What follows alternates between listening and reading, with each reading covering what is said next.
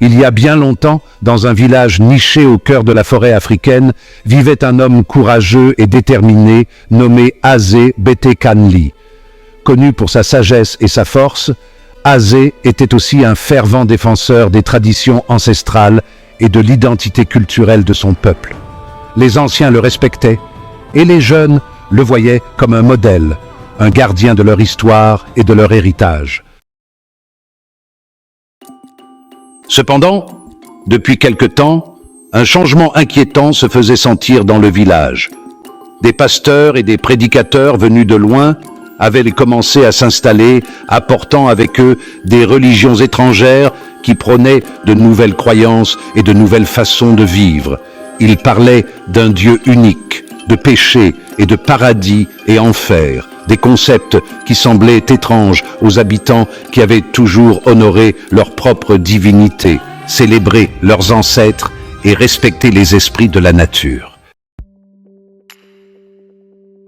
Rapidement, Azé remarqua que les membres de sa communauté se détournaient peu à peu de leurs traditions. Les festivités locales étaient de moins en moins fréquentées, les rituels ancestraux étaient oubliés, et la voix des anciens, autrefois écoutée avec respect, perdait de son autorité. Azé ressentit une profonde tristesse et une inquiétude grandissante face à cette perte d'identité. Un jour, il décida de réunir le village entier. Dans une grande clairière où les ancêtres avaient autrefois célébré les rites sacrés, Azé se leva et, d'une voix puissante, s'adressa à son peuple. « Mes frères et sœurs, nos traditions sont notre force, notre histoire est notre guide. Nous sommes les enfants de cette terre, les héritiers des esprits de nos ancêtres.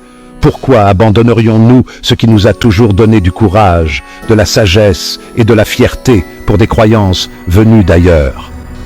Les habitants écoutaient attentivement, émus par la passion d'Azé. Il continua. « Ces pasteurs prêchent un chemin qui ne nous appartient pas, une voie qui nous éloigne de qui nous sommes. Ils disent qu'il y a une seule vérité, mais notre vérité est ici, dans nos racines, dans nos chants, dans nos danses et dans les histoires que nous transmettons depuis des générations. Ne laissons pas les voix étrangères effacer la nôtre. » Le discours d'Azé résonna dans les cœurs de tous. Les habitants comprirent qu'ils étaient en train de perdre ce qui les rendait uniques. Inspirés par les paroles d'Azé, ils décidèrent de réaffirmer leur attachement aux traditions.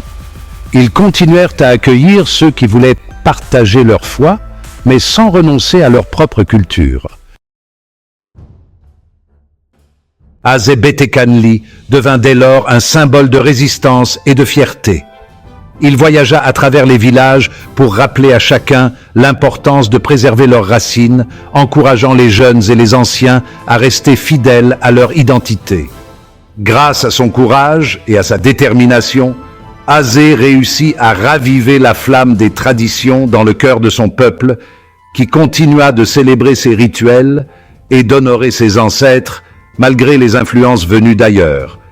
Ainsi, Azé Betekanli restera dans l'histoire comme le vaillant défenseur de la culture et des valeurs de son peuple, celui qui ne plia jamais face au vent de l'assimilation et resta toujours debout pour protéger l'âme de sa communauté.